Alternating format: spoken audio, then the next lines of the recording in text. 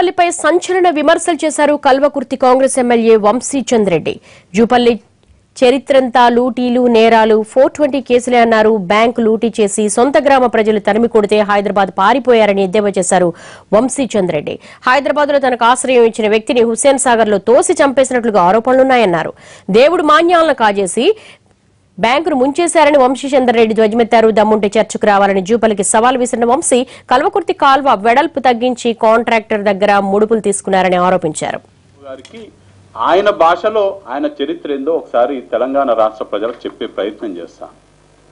కుట్రలు, కుతంత్రాలు, హత్యలు, లూటీలు, దొంగతనాలు, బ్యాంక్ కేసులు, 420 వ్యవహారాలు, చీటింగ్ కేసులతో కూడినటువంటి చరిత్రహీనమైనటువంటి ప్రస్థానం జూపల్లి కృష్ణారావుది.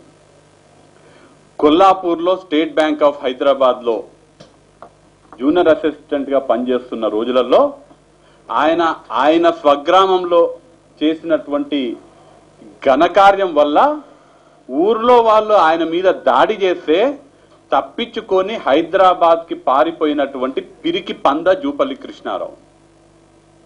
దాని తర్వాత హైదరాబాద్ కి పారిపోయి వచ్చి హైదరాబాద్ లో రియల్ ఎస్టేట్ బ్రోకర్ గిరి చేసి రియల్ ఎస్టేట్ బ్రోకర్ గా ప్రజలను మోసం చేస్తూ హైదరాబాద్ లో ఆయనకు ఎవరైతే ఆశ్రయం ఇచ్చినారో, ఎవరైతే ఆయన ఆర్థికంగా హైదరాబాద్ లో నిలదొక్కునే సహాయం చేసినాడో ఆయననే 1991వ సంవత్సరంలో మారుతి కారులో హుస్సేన్ సాగర్ లో తోసి 3 వ్యక్తులు మారుతి కారులో హుస్సేన్ సాగర్ లో మునిగితే ఈయనకు ఆశ్రయం ఇచ్చిన ఆయన్నేమో చనిపోయిండు, ఈయన ఆ కార్ డ్రైవర్ ఇద్దరేమో ఈదుకుంటూ బయటికి వచ్చిండు.